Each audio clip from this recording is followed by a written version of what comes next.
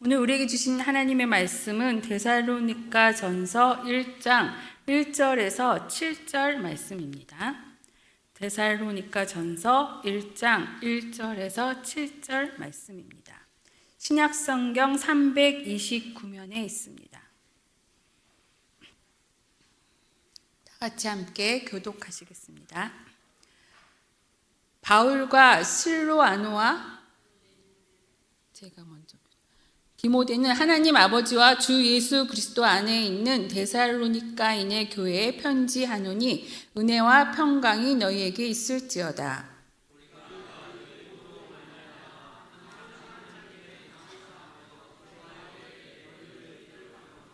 너희의 믿음의 역사와 사랑의 수고와 우리 주 예수 그리스도에 대한 소망의 인내를 우리 하나님 아버지 앞에서 끊임없이 기억함이니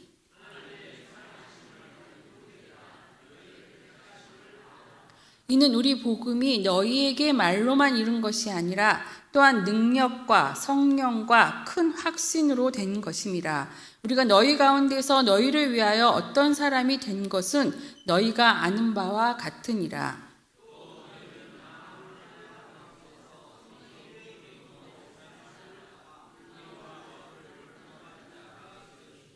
함께 읽겠습니다. 그러므로 너희가 마게도냐와 아가야에 있는 모든 믿는 자의 본이 되었느니라. 아멘. 믿는 자의 삶의 본이라는 제목으로 말씀을 전하겠습니다. 데살로니가는 오늘 읽은 말씀 중에 나오는 데살로니가는 마게도냐의 수도로서 활기 넘치는 상업 항구 도시였고 우상으로 가득 찬 도시였습니다. 바울 일행은 소아시아에서 선교를 하려 하였으나 성령께서는 그들을 유럽으로 보내셨습니다.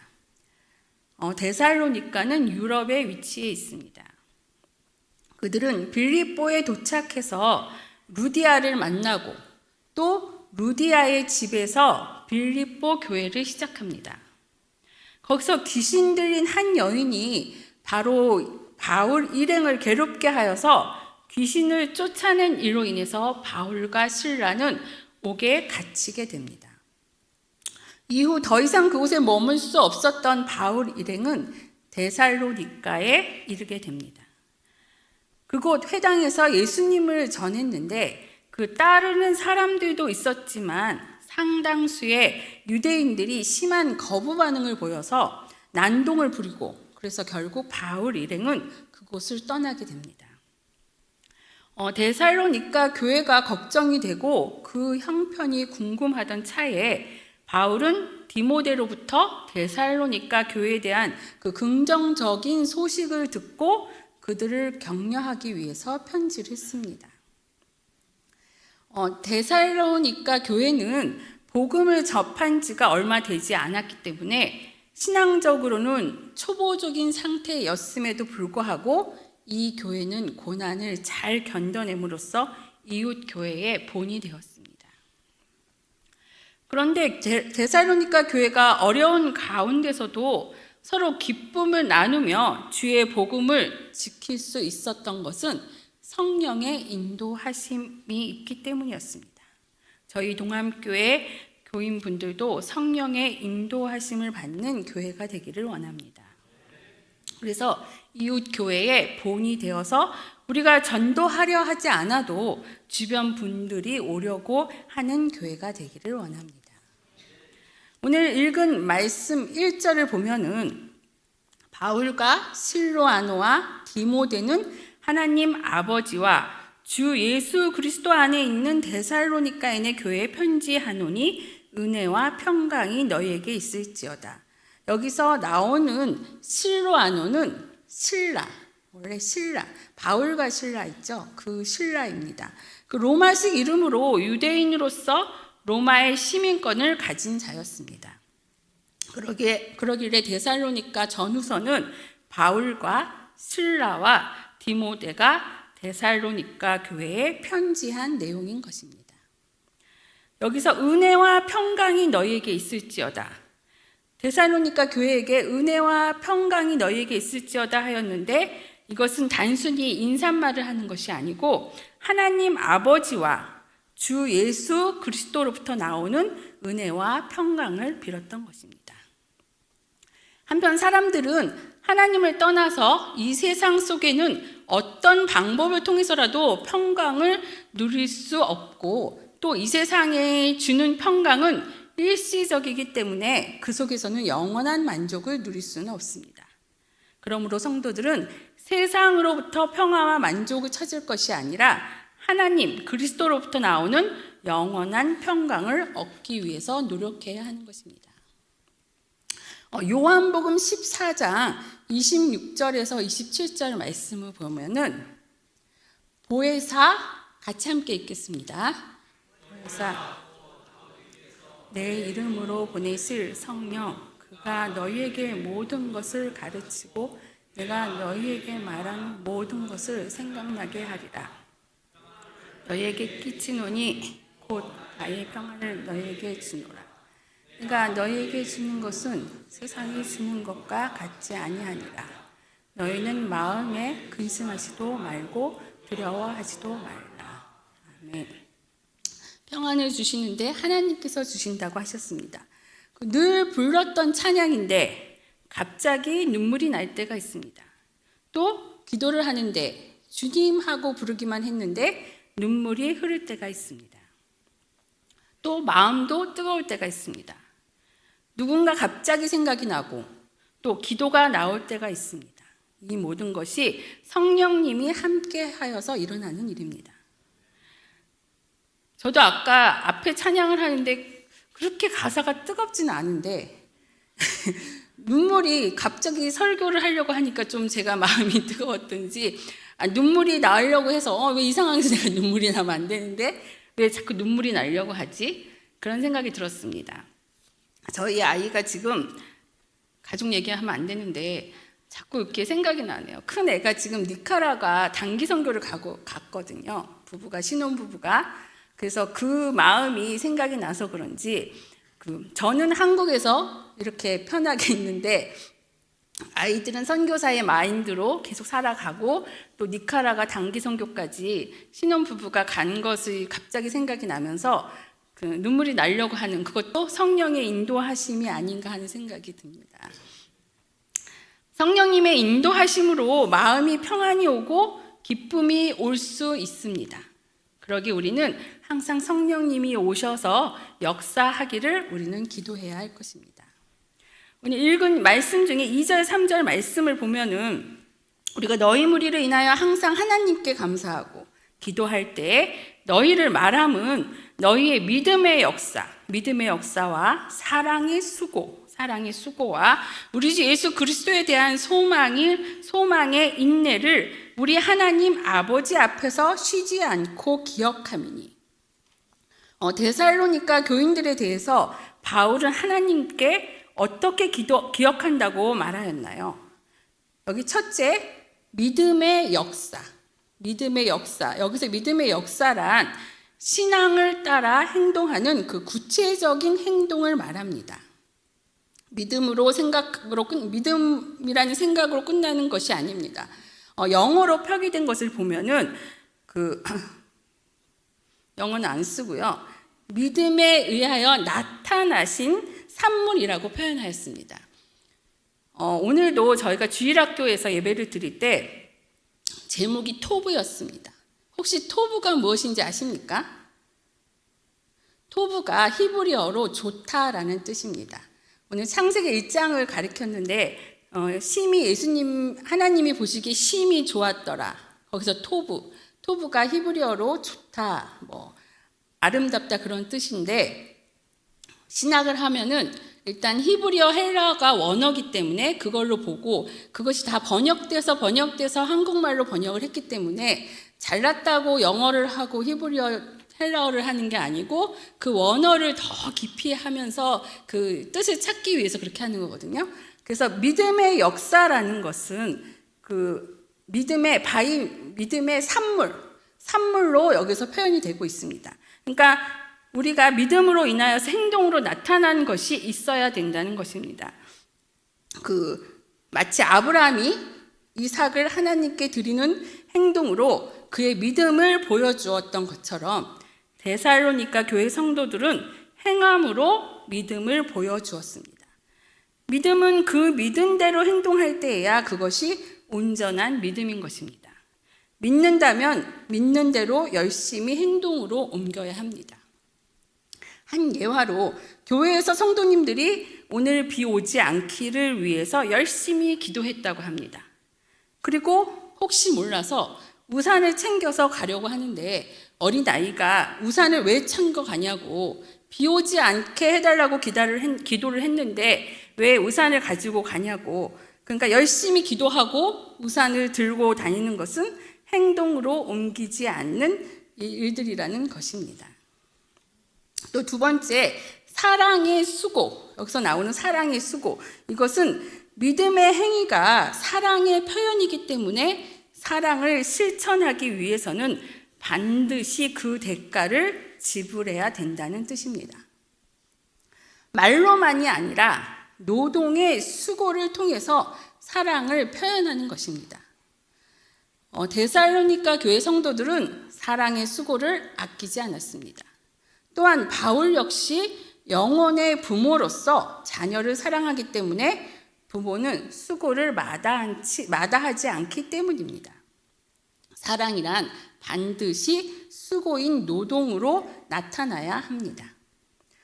데살로니가 교인들은 환난과 핍박 가운데 생명 없는 우상을 가차없이 버리고 믿음이 더 강해지고 사랑의 수고를 아끼지 않는 신앙을 보여주었습니다.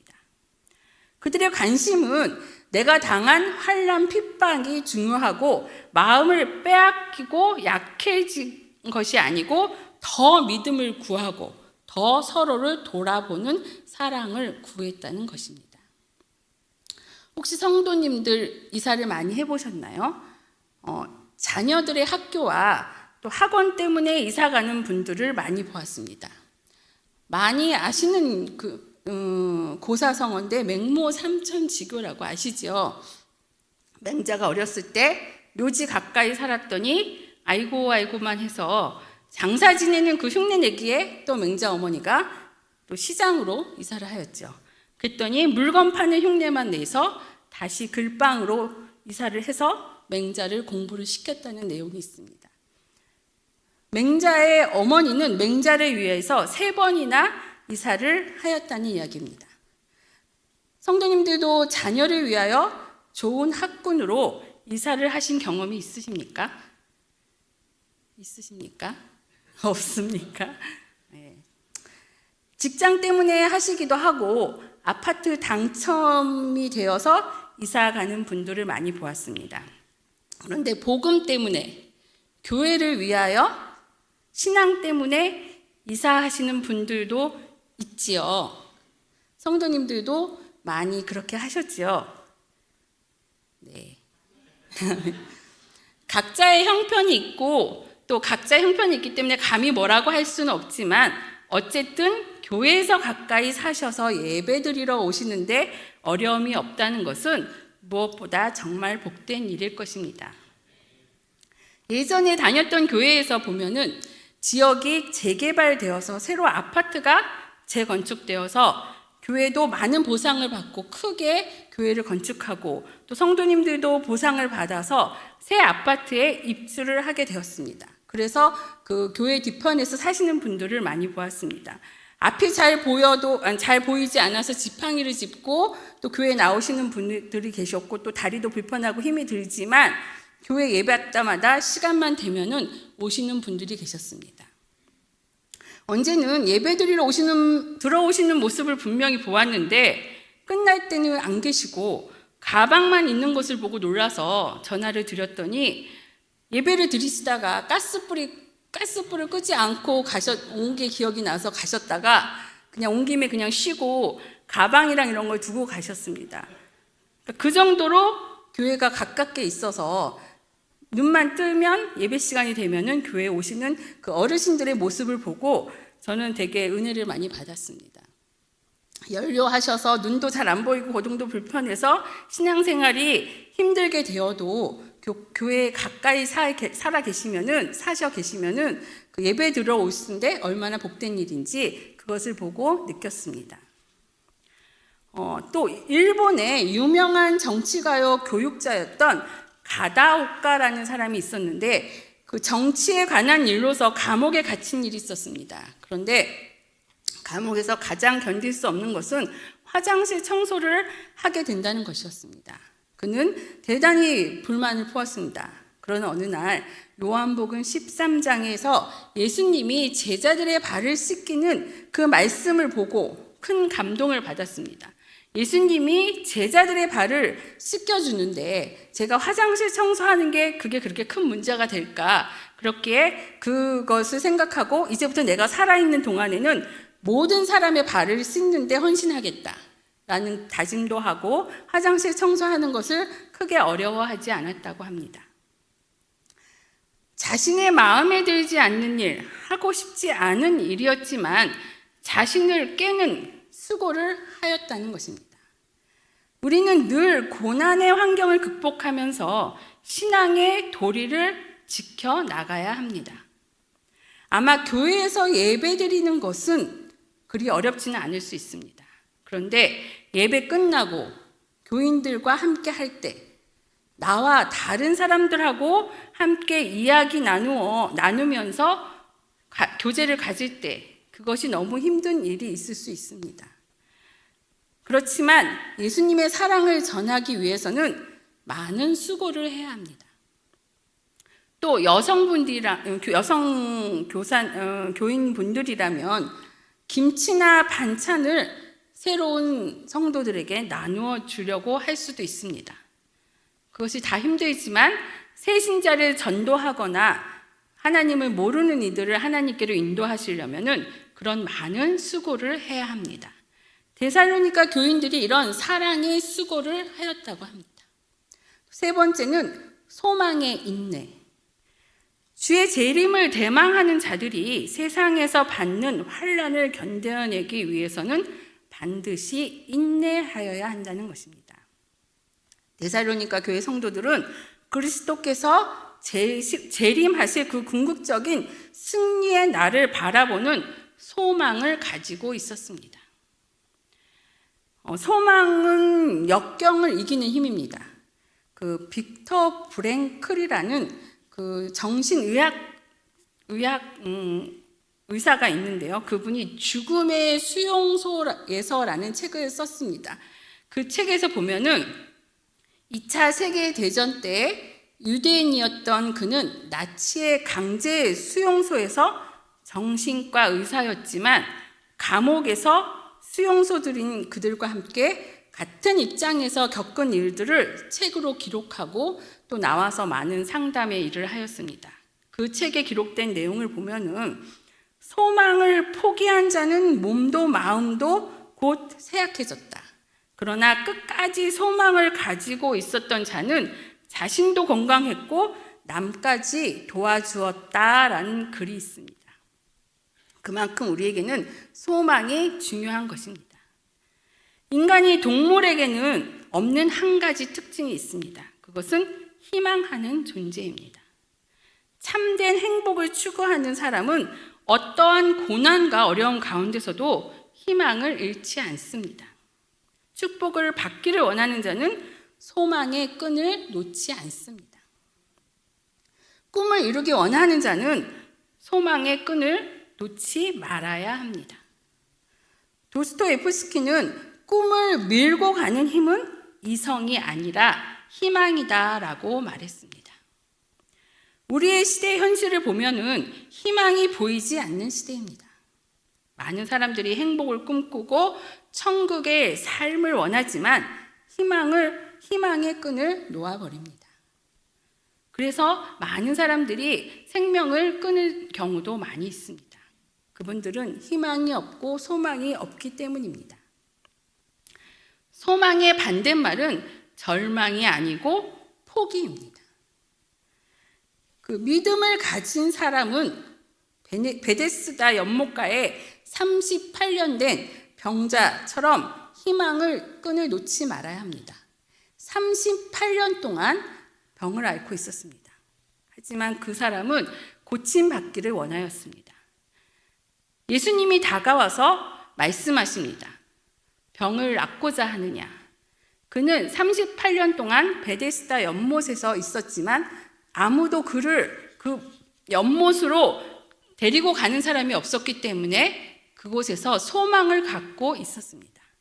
예수님은 그의 소망과 믿음을 보고 병 고침을 해주셨습니다. 예전에 우리는 코로나로 많은 힘든 일을 겪었습니다. 그 당시에는 마스크를 벗고 생활할 수 있는 일이 과연 올까? 언제까지 계속 이렇게 마스크를 쓰고 있어야 하나 하고 힘들었지만 그래도 우리에게는 소망이 있었습니다. 언젠가는 마스크를 벗고 살 날이 올 것이라고. 지금은 쓰신 분도 계시긴 하지만 그래도 마스크 없이 생활할 수 있고 일상생활도 할 수 있으며 찬양도 마음껏 부를 수 있고, 그죠? 그때는 교회에서 예배를 드릴 수도 없는 상황이었지만 그래도 우리에게는 작은 소망을 가지고 인내하며 살았기 때문에 지금의 이 자리에 올 수 있었던 것입니다. 데살로니가 교인들도 소망의 인내를 가졌다는 것입니다. 그렇다면 믿음의 역사, 사랑의 수고, 소망의 인내를 어떻게 이겨나갈 수 있었을까요? 4절 말씀을 보면은 하나님의 사랑하심을 받은 형제들아 너희를 택하심을 아노라. 여기서 택하심은 무슨 뜻인가요? 뭐뭐로부터 선택하다라는 의미를 가진 말로써 이것은 하나님의 주권입니다. 인간의 주권이 아닙니다. 하나님이 택하셔서 그 택하심을 받은 우리는 그 인간의 노력과는 무관하고 하나님이 우리를 택하셨기에 우리는 희망을 가지고 살 수 있는 것입니다. 어떤 사람들은 구원이 인간의 행위와 노력에 의해서 이루어진다고 착각을 하고 하나님의 은혜를 무시하기도 합니다. 그러므로 성도님들은 택함을 받은 것이 나의 공로가 아니라 또 하나님의 은혜인 줄을 항상 믿고 주께 복종하며 두렵고 떨리는 마음으로 살아야 할 것입니다. 그 5절과 6절 말씀을 보면은 이는 우리 복음이 말로만 너에게 이른 것이 아니라 오직 능력과 성령과 큰 확신으로 된 것이니 우리가 너희 가운데서 너희를 위하여 어떠한 사람이 된 것은 너희 아는 바와 같으니라. 또 너희는 많은 환난 성령의 기쁨으로 도를 받아 우리와 주를 본받는 자가 되었으니. 바울과 동력자들이 전한 복음이 말로만 데살로니가 교인들에게 이른 것이 아니라 오직 능력과 또 성령과 큰 확신으로 된 것이기 때문에 교인들이 선택받았다는 확신을 할 수 있는 것입니다. 다시 말해서 복음 증거는 말재주에 달려있는 것이 아니라 하나님의 능력이 함께 가능하다는 것입니다. 여기서 능력이라는 그 말은 단순히 초자연적인 기적을 말하는 것이 아니라 사람의 마음을 감화시키고 움직이는 그 성령의 내적인 역사를 가리키는 것입니다. 뿐만 아니라 성령께서 역사하실 때는 그 복음을 전하는 자는 큰 확신 가운데서 담대하게 복음을 증거할 수 있는 것입니다. 그래서 저는 담대하게 하려고 노력하고 있습니다. 부족하지만 바울은 데살로니가 교회의 형편을 잘 알기에 그들이 여러 가지 어려움을 이겨내면서 교회를 굳건하게 지키며 신앙적으로 성숙한 삶을 살아간다는 소식을 전해 듣고서 감사하지 않을 수 없었습니다. 바울은 데살로니가 성도들을 하나님의 사랑하심을 받은 형제들이라고 칭하면서 그들의 본이 되는 신앙생활을 칭찬합니다. 데살로니가 교회에 대한 그 각처의 칭송이 자자했고 또 다른 교회들이 모범으로 삼는 교회였다는 것으로 보입니다. 사람들은 데살로니가 교회에 대한 이야기를 많이 했고 또 여기에 대해서 바울이 전해 들은 것은 3가지였습니다. 첫째는 사람들이 데살로니가 교회가 어떻게 세워졌는지, 또 바울 일행이 그곳에서 어떤 일을 하고 어떤 어려움을 겪었는지를 사람들에게 이야기합니다. 두 번째는 사람들은 데살로니가 교인들이 어떻게 믿음을 갖고 또 하나님을 잘 섬기게 되었는지를 이야기합니다. 세 번째는 사람들은 데살로니가 교인들이 부활하신 예수님을 다시 오실 것을 믿으며 어떻게 기다리며 사는지를 이야기합니다. 고린도전서 11장 1절을 함께 읽겠습니다. 시작. 그러니까 그리스도를 본받는 자가 된 것 같이 너는 나를 본받는 자가 되었다. 이것은 바울의 말입니다. 그리스도를 본받는 자가 된 것 같이 바울 나를 본받으라고 이야기했습니다. 데살로니가 교회와 성도들은 바울이 전하는 그 복음을 기쁨으로 받았고 또 바울과 주 예수님을 본받는 자들이 되었습니다. 데살로니가 교회는 세워진 지 오래된 것도 아닙니다. 성경에는 3달이라는 이야기가 나왔는데 3달 머물렀다는 것은 확실치 않지만 그렇게 길지는 않았던 것입니다. 성도들 또한 신앙의 연조가 깊은 사람들은 아니었습니다. 그뿐 아니라 많은 박해와 어려움이 있는 교회였습니다. 그런데도 데살로니가 교회 성도들은 하나님이 자신들을 택하셨음을 확신했고 또 바울과 예수님을 본받는 삶을 살아서 모든 믿는 자들의 본이 되었습니다. 오늘날 우리 그리스도인들과 교회의 이미지가 예전과 같지는 않습니다. 많은 사람들에게 외면당하기도 하고 손가락질도 당합니다. 이런 시대에 우리가 믿는 자들의 본이 되어야 한다는 것입니다. 하나님이 선택하시고 또 하나님의 능력이 살아 역사하시는 교회, 그런 교회의 능력을 매일같이 체험하는 살아있는 그리스도인이 필요합니다. 그럴 때 교회는 더 부흥하게 될 것이고 또 세상에 영향력 있는 교회와 그리스도인이 될 수 있습니다. 데살로니가 교회의 성도들은 그럼 어떻게 환난에 대처해 나갔을까요? 그들은 성령이 주는 기쁨으로 환난을 이겼습니다. 한편 데살로니가 교인들이 복음을 듣고 바울과 실라를 쫓는데 불만을 느낀 유대인들은 데살로니가 시에서 사람들을 동원하여서 폭동도 일으켰고 또 이로 인해서 바울과 실라는 베레아로 가게 되었습니다. 뿐만 아니라 이로 인해서 데살로니가 교인들은 유대인들로부터 많은 박해를 받았습니다. 그럼에도 불구하고 이들은 환난 가운데서 오히려 성령이 주시는 기쁨을 맛보았고 또 더 나아가서 그 기쁨으로 환난을 이겨냈습니다. 우리에겐 어려움이 많이 올 수 있습니다. 하지만 어려움이 있다고 해서 우울하거나 낙심되는 것보다는 성령이 주시는 기쁨으로 그 모든 어려움과 고난을 이겨낼 수 있는 힘을 가질 수 있습니다. 데살로니 7절을 보면은 데살로니가 교인들은 바울 일행과 주를 본받음으로써 마게도냐와 아가야에 있는 모든 믿는 자들에게 본이 되었습니다. 여기서 본받는다, 이 의미는 모방한다로 데살로니가 교인들은 단순히 말로서만 사도 바울을 모방하지 않고 행실로서 바울을 본받았던 것입니다.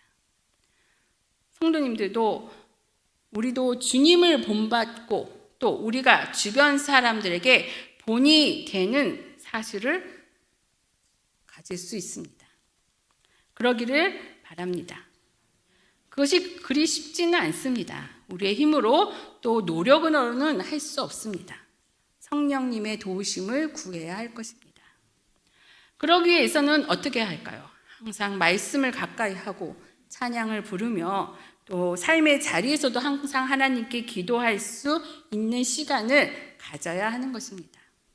우리는 주님을 본받는 삶을 살아야 할 것이며 가족에게 또 친구들에게 이웃에게 본이 되는 삶을 사실 수 있도록 성령님께 구할 수 있는 저와 성도님들이 되시기를 간절히 소망합니다.